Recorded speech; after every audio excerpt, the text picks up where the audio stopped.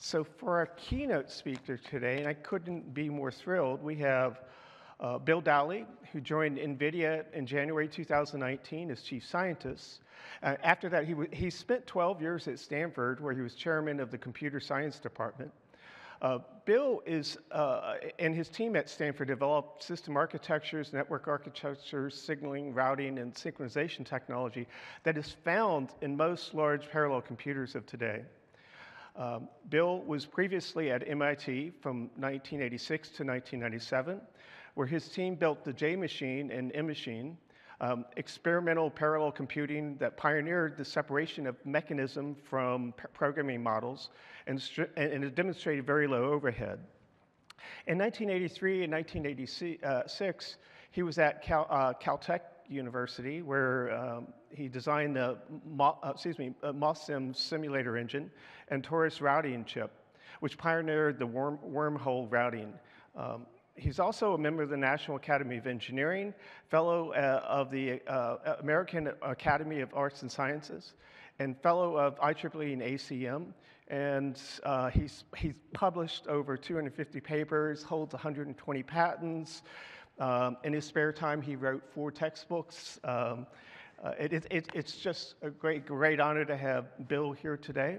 So, thank you. I'm honored to be here to set one thing straight. I joined NVIDIA full-time in 2009. I started as a consultant there in 2003. I think he said 2019. But today I'm going to tell you about some of the stuff we've been doing at NVIDIA that relates to design automation. And so I like to think of this talk as being a triangle, where I'm first going to talk about how GPUs have enabled deep learning. And then that's sort of the left side of this triangle. And then I'm going to talk about how you can use GPUs to accelerate sort of traditional EDA algorithms without applying deep learning. And then I'll do the bottom of the triangle, which is how deep learning, which has been enabled by GPUs, can both accelerate and enhance EDA. So let me start with the first part, which is GPUs and deep learning. So there are really sort of 3 ingredients that make this current revolution in AI that we're a part of now possible. The first is algorithms, sort of as exemplified by the AlexNet diagram on the bottom of this slide. Almost all the algorithms we use today, at least in their basic form, were around in the 1980s or earlier. Deep neural networks, convolutional neural networks, training them with backpropagation and stochastic gradient descent. I could point you to papers dated 80s or earlier on all of those things. The next thing you need is lots of data, and large labeled data sets were available by the mid-2000s. Things like the Pascal data set and then ImageNet were around. But the spark, you can think of that as the air in the fuel, the spark that ignited the current revolution in deep learning was hardware fast enough to train a large enough model on a large enough data set in a reasonable amount of time. And that didn't occur until we had GPUs of the Kepler generation. That was what was used to train AlexNet. And as soon as we had that last ingredient, deep learning has taken over almost all aspects of our life. It's changed how most industries do their business. It's changed entertainment. It's changed healthcare. It's changing education, and all for the better. And now that this revolution is ongoing, progress is actually gated by the hardware performance of our GPUs. If you look at the image networks over about a 3-year period, from AlexNet to ResNet, the requirements in performance to train them increased by almost 2 orders of magnitude. And more recently, if you look at the transformer models that are used for natural language systems, just in about a 2-year period, that's increased by more than 3 orders of magnitude. And so we feel great pressure to continue to make our GPUs better at deep learning so that we're not the ones holding up the show and preventing further progress in deep learning. In addition to this need to continue to train given models faster, we see things being used more broadly. Millions of interactions, every search you run on Google, lots of recommendations, every time Amazon pops an ad up in front of you, that's deep learning running on a GPU.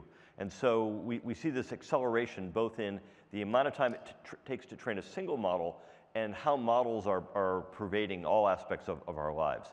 So how are we meeting this challenge? And this chart shows our progress to date from the Kepler GPU that was used to train AlexNet in 2012 to the Ampere GPU that we announced in 2020. And the progress here is performance on inference of 317 times improvement over an 8-year period. This is something that's come to be called Huang's law after our CEO. So where did we start? We started with Kepler, which had about 4 teraflops of FP32 performance. This was a GPU that was designed primarily for graphics and secondarily for high-performance computing, and without any thought about deep learning. And so all the arithmetic performance here is FP32. There was a paper the Google people published on the TPU-1 a while back where they compared it to Kepler, and it turns out almost all of the performance difference can be accounted for by comparing the int8 cost in energy of the TPU to the FP32 cost of Kepler. Everything else was in the noise. So how did we progress from there? Well, part of it is data type specialization.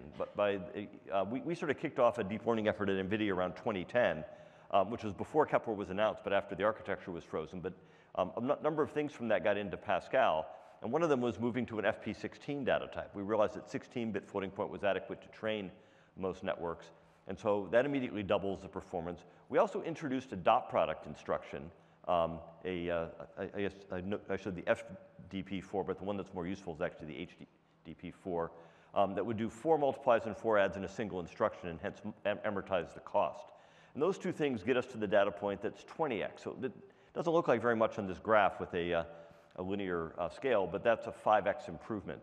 I remember back in the 1980s when I was consulting at DEC, you weren't allowed to show a chart with a log scale to anybody of rank vice president or above because it was deemed that they couldn't understand it. And I figured there might be a vice president in the audience here, so I would follow that rule.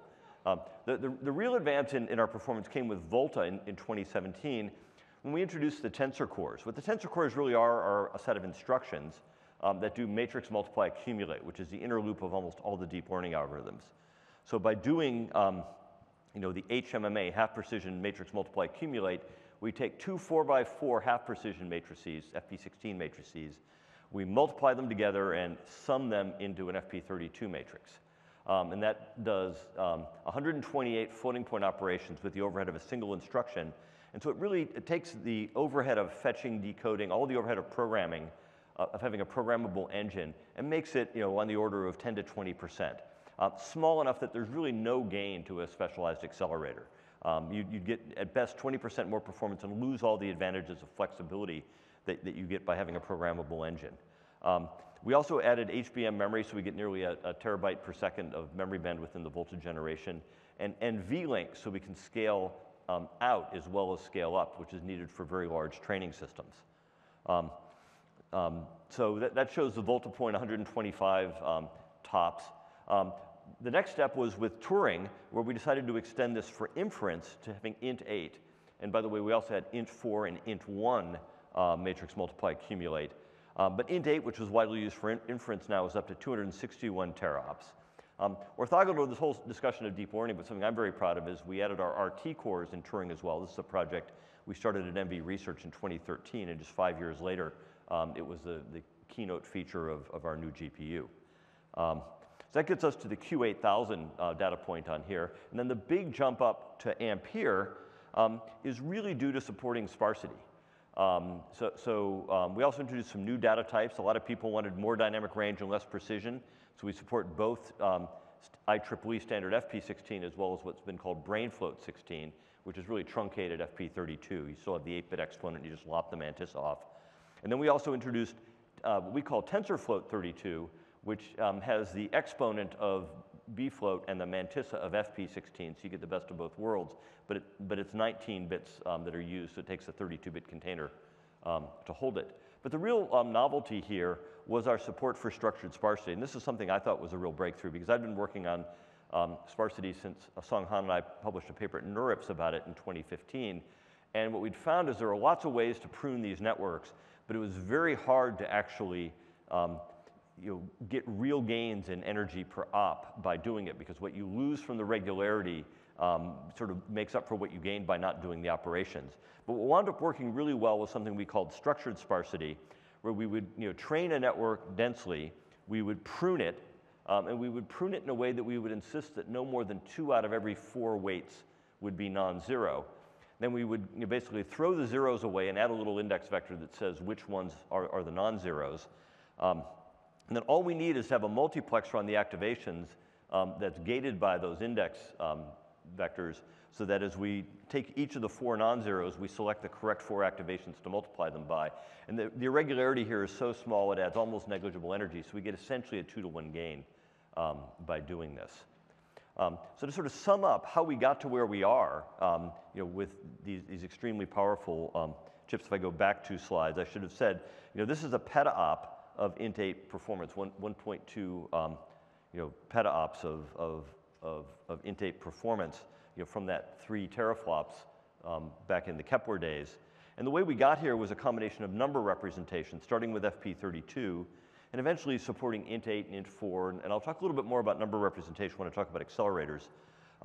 Having complex instructions to amortize out the overhead of programmability, supporting structured sparsity, and then a tiny amount from process. The nodes here are color-coded. Black is, the Kepler was 28 nanometers. Actually, somebody did the color code wrong when they changed my slides. The Pascal, Volta, and, the Pascal and Volta are, and Turing are 16 nanometers, and then Ampere is 7 nanometers. And there's maybe a 2x gain from 28 to 7 in energy per op. And then the rest is from the previous things. Let me talk a little bit about accelerators versus programmable engines. It really is about amortizing out overhead. So if you're doing a single half-precision floating multiply add, which is where we started with Volta, your energy per op is about 1.5 picojoules. Your overhead is 30 picojoules. So you've got a 20x overhead. You're spending 20 times as much energy on sort of the general administration than you are in the engineering part. If you start amortizing, though, you get to only 5x with the dot product instruction, 20% with the half precision matrix multiply accumulate, and 16% with the integer multiply accumulate. At that point, the advantages of programmability are so large, there's no point in making a dedicated accelerator. You're much better off building a general purpose programmable engine like a GPU and having some instructions that you accelerate.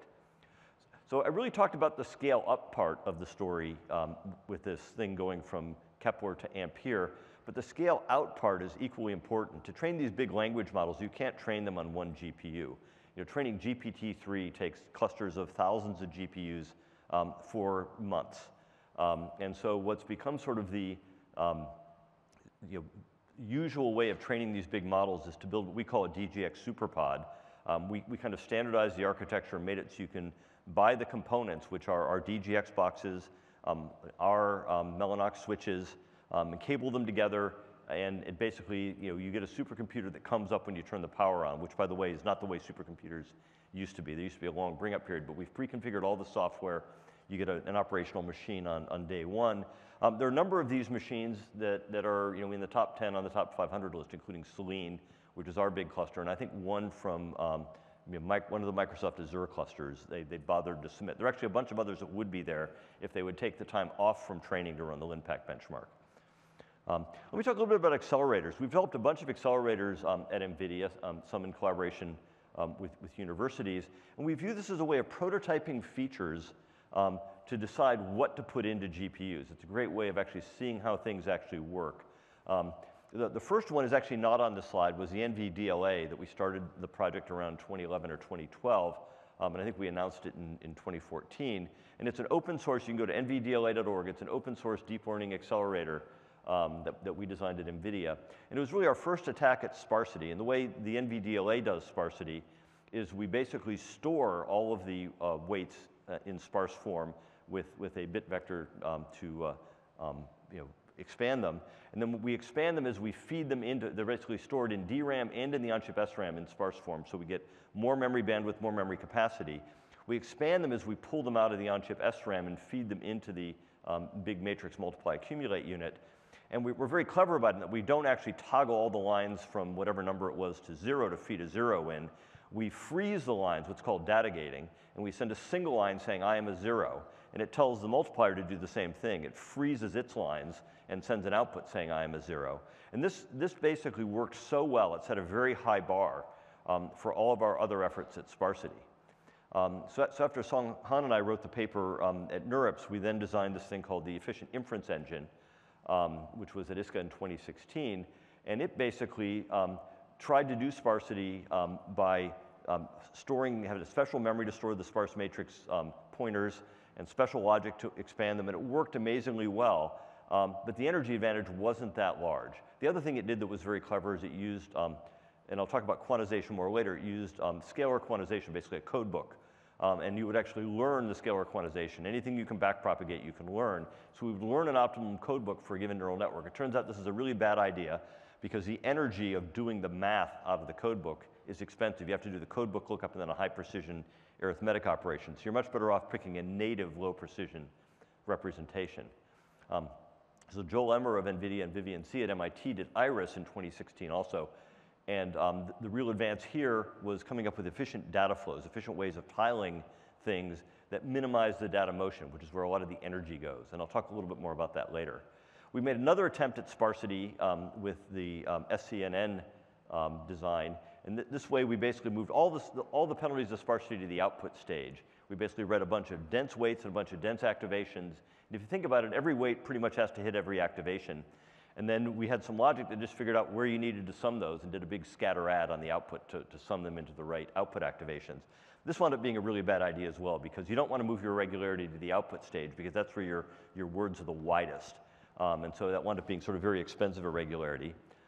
We had Simba, which was an array of accelerators and demonstrated a lot of interesting things, including doing this multi-chip module that I show here. And you can go read the individual papers on those. Most recently, we've built a tool for design space exploration called Magnet that basically explores a bunch of different parameters. How wide you want your vector units, how many parallel vector units, how to organize these things. And then it searches this design space to find the optimum configuration. With using that configuration, basically I should say the real advance here was deciding in addition to the weight buffers and activation buffers, we wanted weight collectors and activation collectors, basically yet another level of the memory hierarchy. And doing this, we were able to get numbers in the sort of 20 teraops per watt range. More recently, we've shown how we can take quantization one step further with a paper we had at MLSys this year by scaling on a very fine granularity. Normally, you want to, if you have an integer representation, you want to scale that. But people are typically scaling on the level of a whole layer would share a scale factor. What we found is that if we would scale on a vector of, say, length 32 or 64, we could then basically put the working part of that 8-bit integer range where it would do the most good. In fact, we wound up being able to show that we could get 8-bit results with 4-bit precision and sometimes 6-bit precision, depending on the network, by doing this very fine-grained quantization. And doing that, we've recently demonstrated an inference engine that does BERT with no loss of accuracy at 120 teraops per watt. So to me, that kind of sets the bar for competing accelerators. So that's pretty much the left side of this, how GPUs enabled deep learning and how we have basically been able to push up that Huang's law curve to more than double the performance every year. Those accelerators are a little bit of a preview of what might be coming in future years. So how are we going to apply this to electronic design automation? And so here's sort of a three-pronged strategy. The first prong is we're going to take our GPUs, which are just amazingly fast computing engines, and use them to accelerate existing CAD tools, because that just gives us great speed-ups on those tools. The second step is we'll take CAD tools that work really well but take too long to run, for things like power estimation and routing congestion and the like.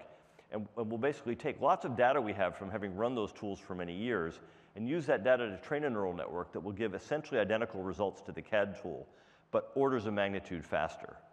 And then the final approach is to basically let these AIs really design the chips. And I'll give a couple examples of using reinforcement learning for standard cell design and for optimum design of parallel prefix circuits.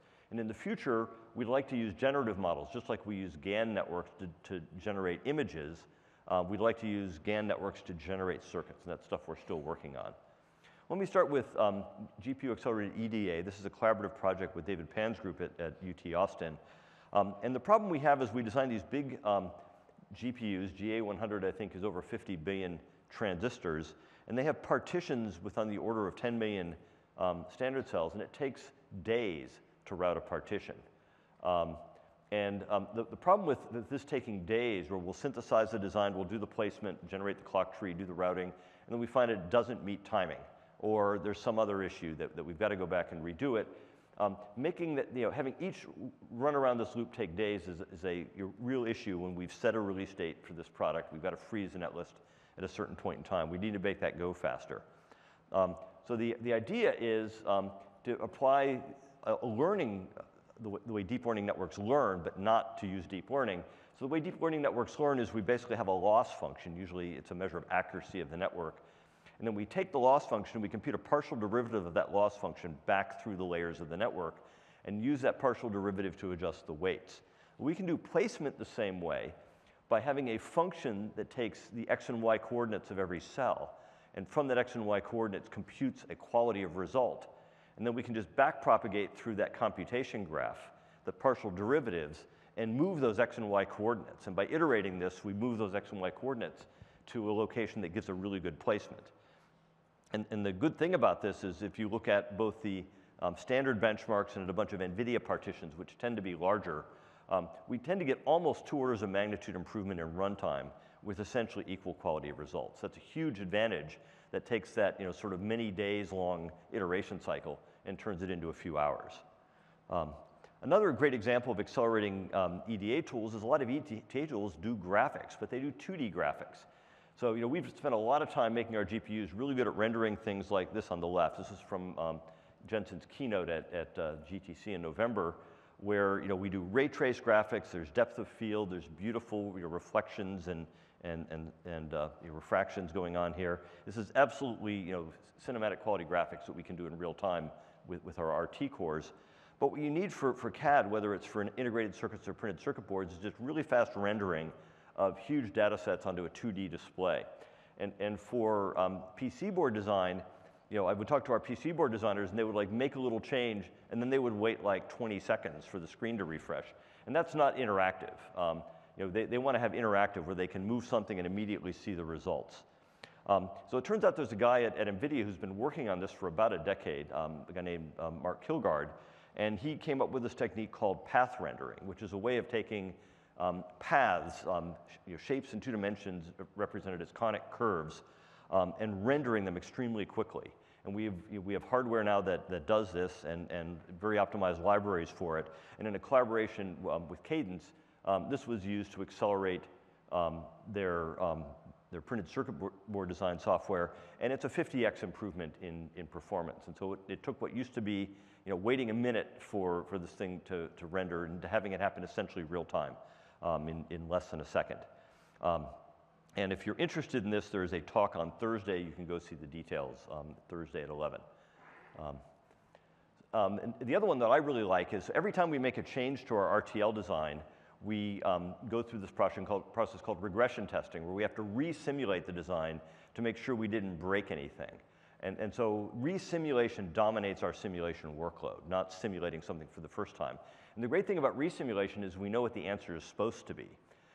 And so we can basically simulate every clock cycle in parallel. We know what the beginning state was at the beginning of the clock cycle. We know what the state is at the end of the clock cycle.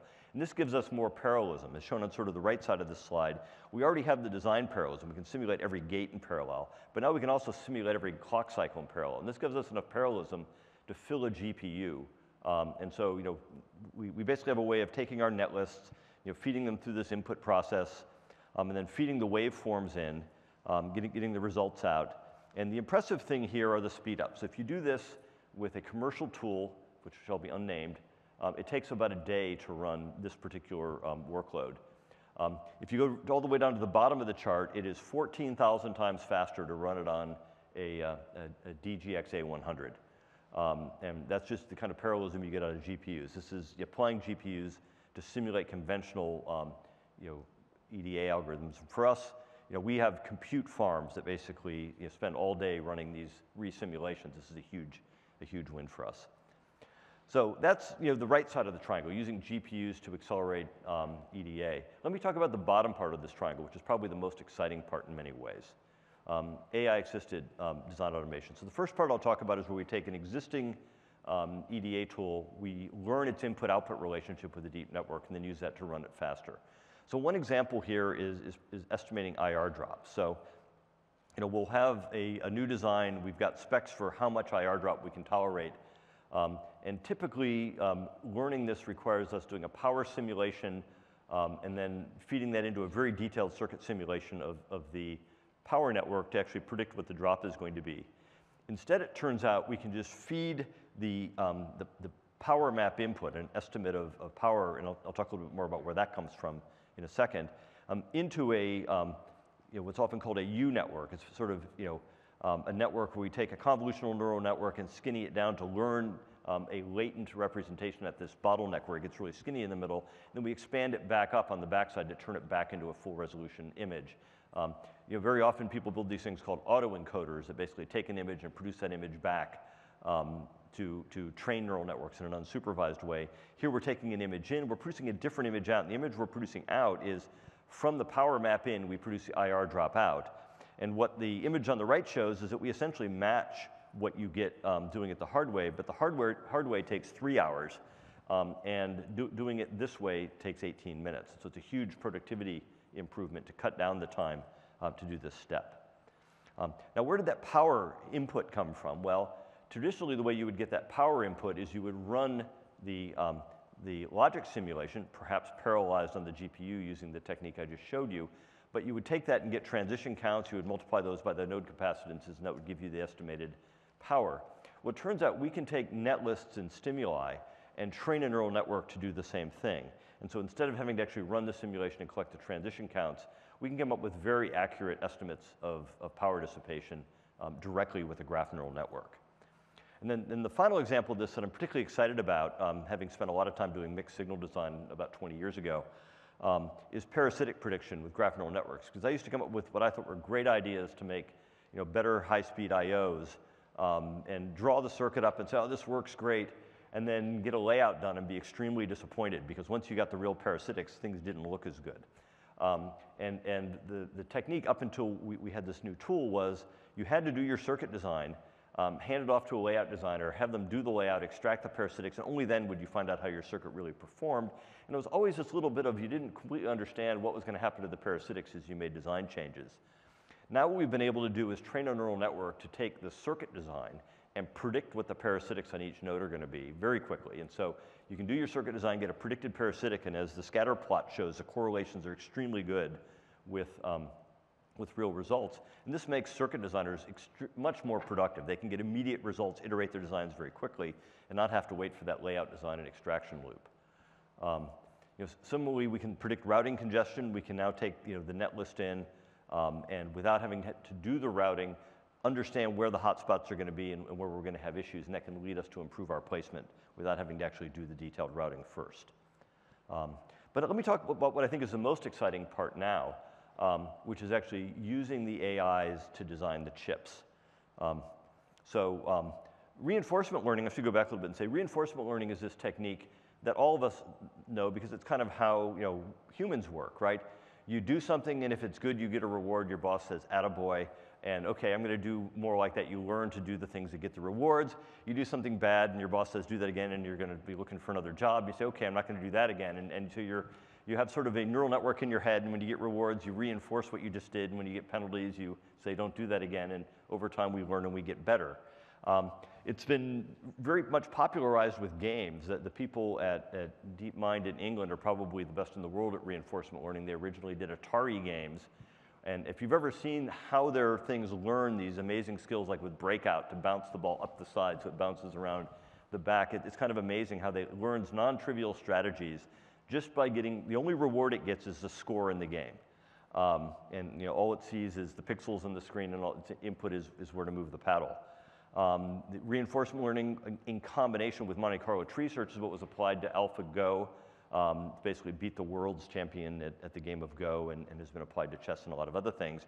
Well, if you think about it, designing a chip is kind of like playing a game. And so I'll give you two examples of playing a game. One is standard cell design.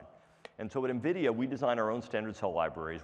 We actually get a little extra boost in performance because ours are a little bit better than the ones you can just get off the shelf.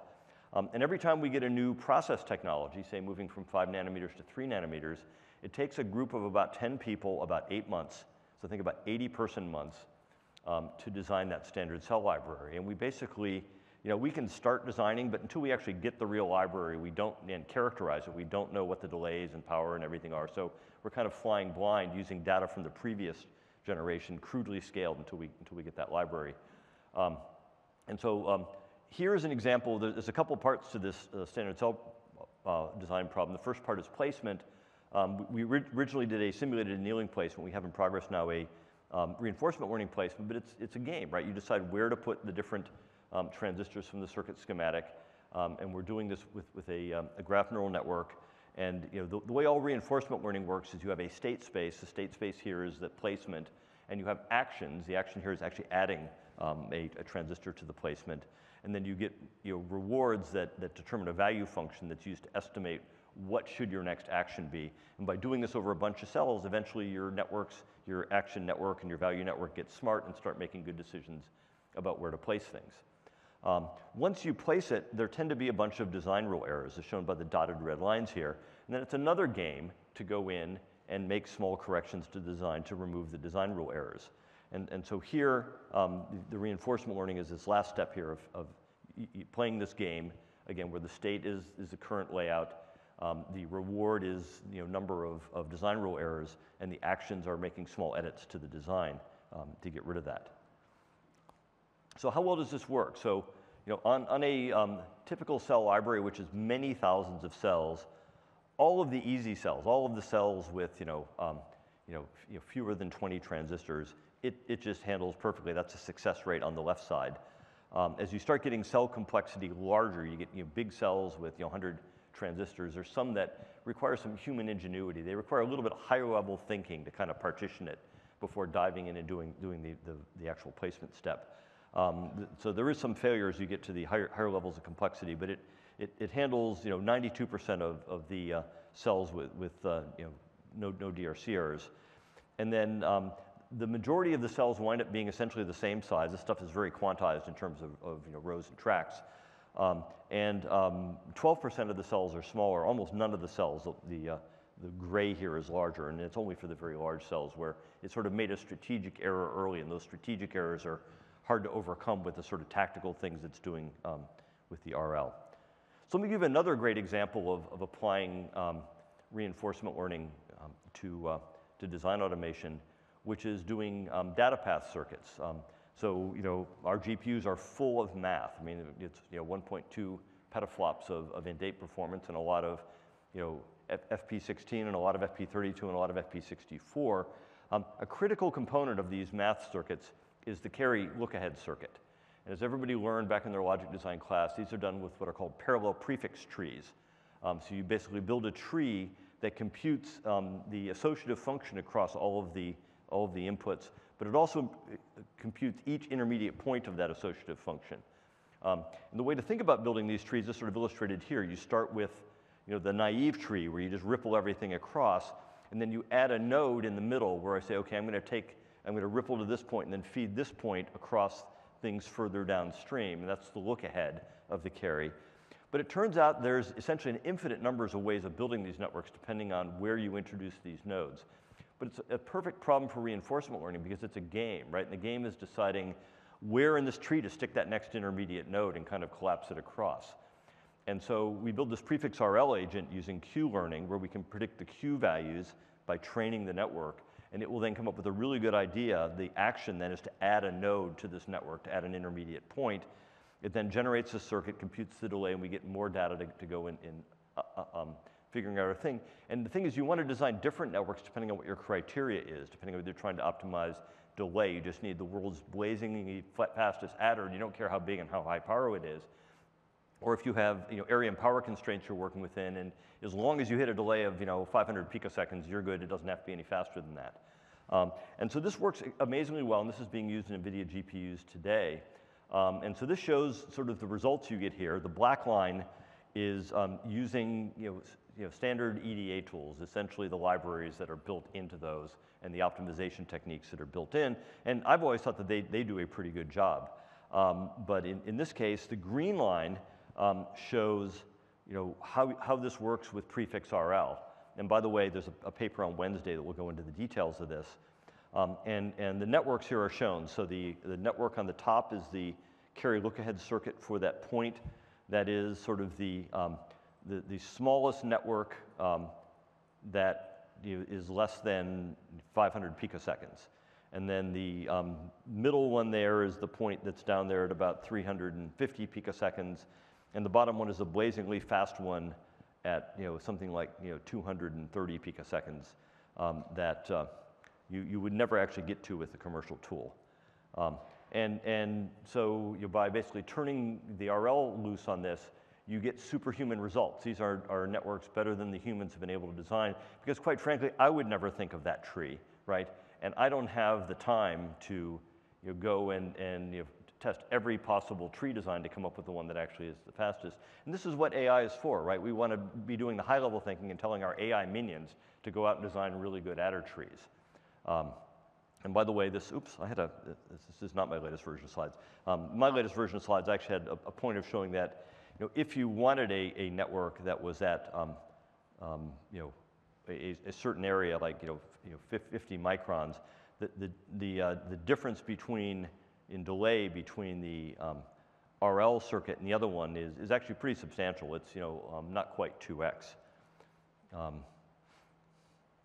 So the final thing that we're applying AI to, and this actually wasn't in my three-part strategy, and this is actually broadly in applying it in high-performance computing, is this sort of revolution that's going on where it used to be in high-performance computing, you would spend a lot of time understanding the physics and chemistry of the situation, and then you would write a set of equations to model that physics and chemistry, and your simulation would involve iterating over those constituent equations for every discretization point of the world, and then applying some solution method to integrate that forward.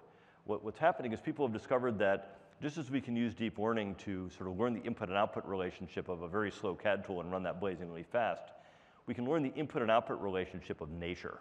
And so, for example, in a fluids code, we can look at the pressure and flux state at one point in time and learn the pressure and flux at the next point in time around a particular, for example, airfoil or something like that, and run fluids codes orders of magnitude faster. And we have a product at NVIDIA called SimNet that does this.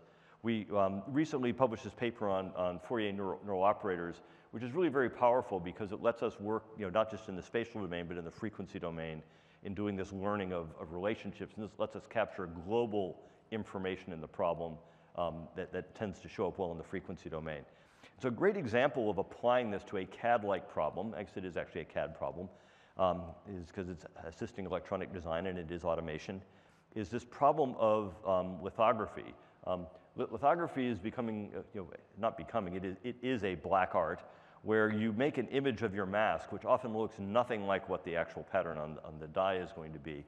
And then you need to check what it's actually going to turn out to be. And this is a two-step process. The first step process is computing the light intensity, what's called an aerial image, that basically has to simulate the optics that will distort, due to diffraction largely, the optical image. And it'll produce something like what's shown here.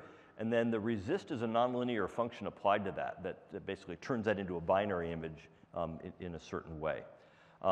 And there are tools that do this. They take an enormous amount of time to run. So what we can do is again, learn the input and output relationship of this complicated physics of the optics and nonlinear resist.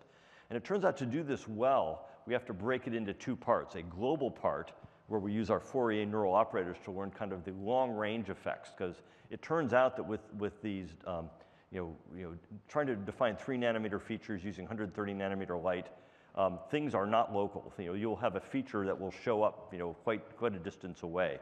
And then the local perception is a more conventional neural network that operates in the spatial domain that fine-tunes the local features. And then, much like the UNet that I showed before for some of the other CAD problems, here we use a UNet where we compute this sort of bottleneck latent representation, and then expand it back up again into a full image. And here's some results from this, where the mask image is shown on the left.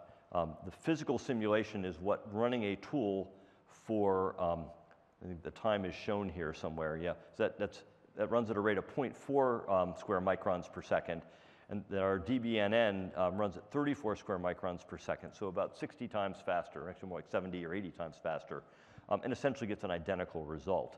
And what you can see on the right image is how the global perception captures long-range information, which is important to actually get the correct image out of this. If you didn't do the global information, which is shown on the left of those two images on the left side, you would be left only with the local information on the right, and that would be an incorrect answer. So let me wrap up, and this will really just sort of reinforce all three sides of this triangle. So GPUs are the engines of deep learning. The three ingredients are algorithms and networks. Those have been around since the 80s, although better ones are coming up all the time. In fact, one of the things you really need a programmable engine for is to be able to roll with the punches when everybody switches from using RNNs to using transformers for language models, and now they're switching from using convolutional networks to using transformers for image models. And if you have a programmable engine, that's great, and if you don't, sometimes you're just kind of stuck. But the spark that ignited the revolution was having hardware fast enough to train models on large data sets in a reasonable amount of time. And since we did that with, for images, it was with ImageNet in 2012, and other fields flipped at different points in time. It's been a race not to be the bottleneck for people, because as they want to run bigger models on bigger data sets, the needs for training have gone up many orders of magnitude over just a few years. And so we've been trying to hold to this Huang's law, where we double the performance of our GPUs every year. This has happened largely due to number systems, complex instructions to amortize overhead, adding sparsity. There's a lot of plumbing that I didn't talk about. As you take your floating point performance from 4 teraflops to 1.2 petaflops, you have to keep it fed, which means you need to think out your memory hierarchy and the on-chip networks to feed the data from one point to another. We built a number of accelerators to test new concepts, most recently the VS Quant concept that we described at MLSys. And these accelerators are now at 120 teraops per watt for inference on natural language models, which is leading a couple generations of our GPUs. And so we hope that by demonstrating things like these new quantization methods and better ways of factoring things using our design space exploration, we can sort of figure out the next couple generations of GPUs. But every time we double, it gets harder, because these are cards you play once. It's not the old Moore's Law game where the technology just keeps getting better. You have to be clever each time. Now that we have these things that are the engines of deep learning, how do we apply that to EDA? Well, the first thing is just to apply them directly to existing EDA algorithms, because they're amazingly fast compute engines. All you need is parallelism. As long as you have enough parallelism in your problem, a GPU is a great way of solving it. So we've applied that to logic simulation, and I should say we've applied it to direct simulation as well as resimulation. In the direct simulation, we get speed-ups of 10 to 40-ish. But the resimulation, we get to 10,000, because there we get that additional parallelism of the cycle-level parallelism. And we, in collaboration with the folks at UT Austin, have applied this to placement.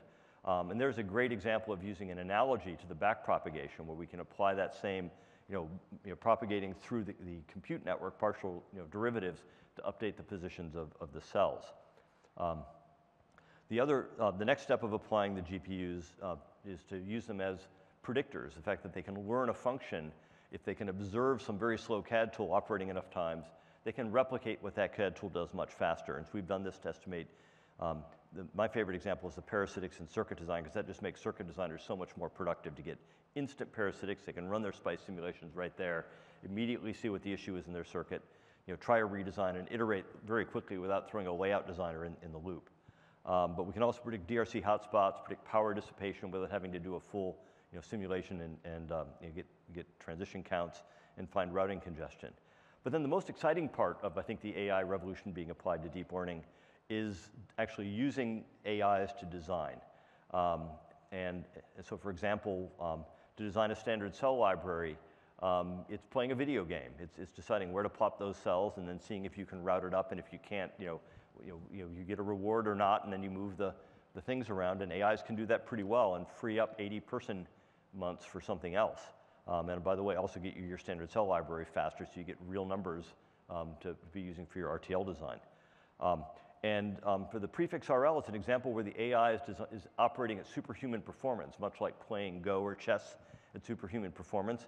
They design carry trees that are better than the carry trees the humans design, because they can kind of exhaustively try everything to find the best one. I shouldn't say exhaustively, it's an exponential search space. And when you get up to 2 to the 64th, that's a big number. But by using RL to search that space and that state action space reasonably efficiently, it comes up with good results in a reasonable amount of time.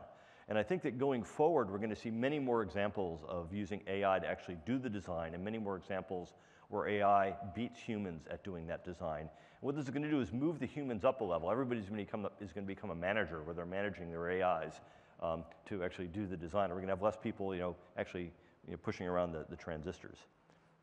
So I'll wrap up there. This is where I live on the shores of Lake Tahoe, and open it up for 6 minutes of questions.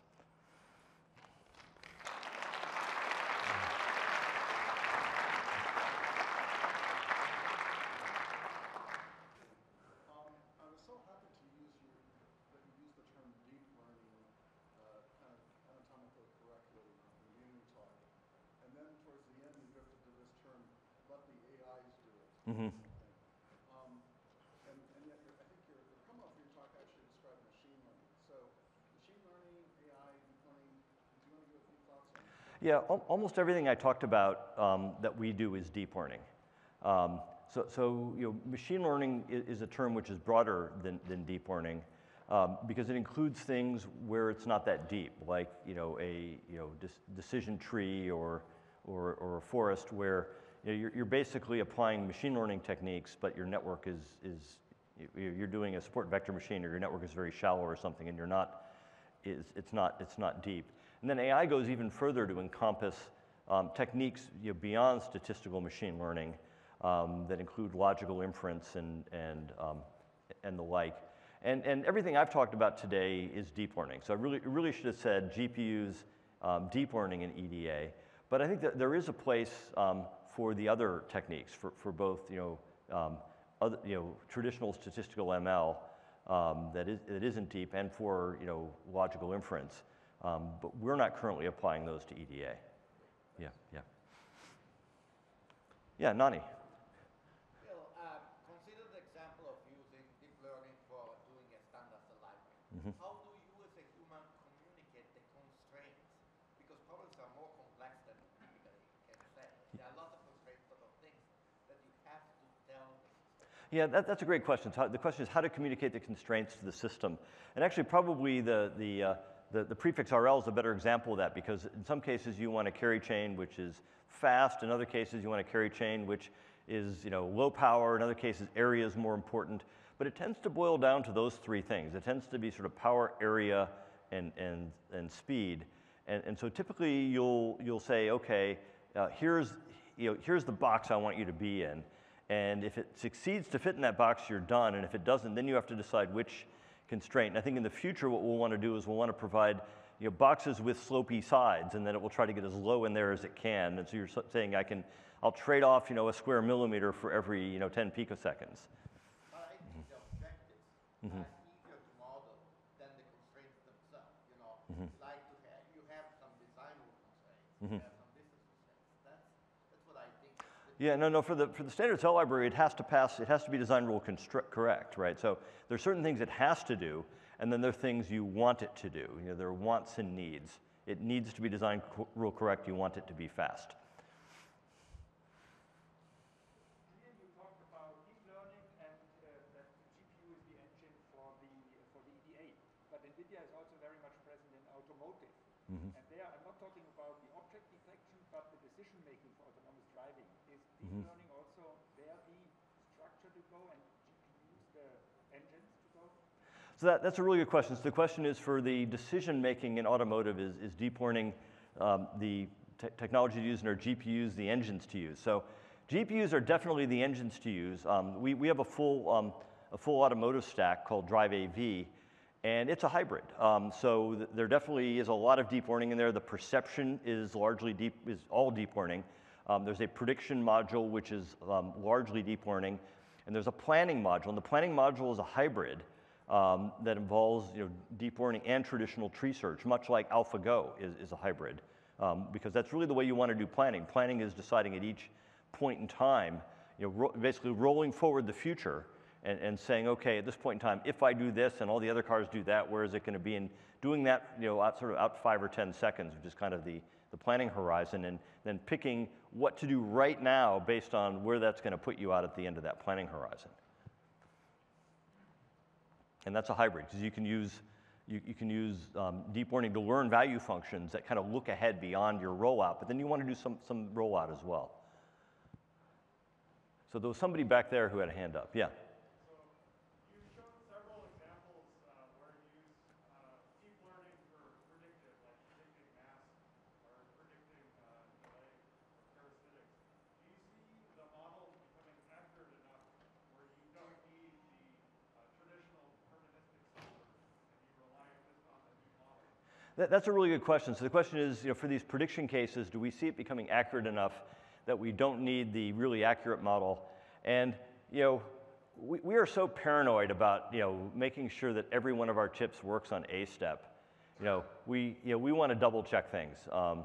So I think we would have to get a lot more confident before we would do that. So this is a great way to accelerate the loop, but then when you really are doing the sign-off, we want to run the slow tool. I don't know. I'm not going to speculate on that. I don't know when we'll get there. Okay.